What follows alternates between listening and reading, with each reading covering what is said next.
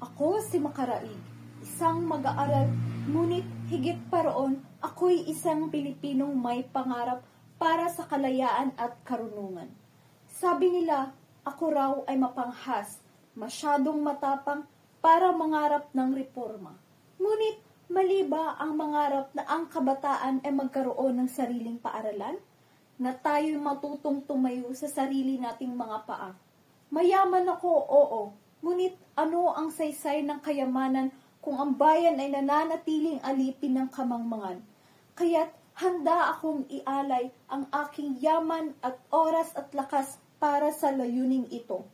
Sapagkat naniniwala ako, ang tunay na kalayaan ay nagsisimula sa karunungan at ang tunay na karunungan ay buong pagkakaisa at tapang ng mga kabataan.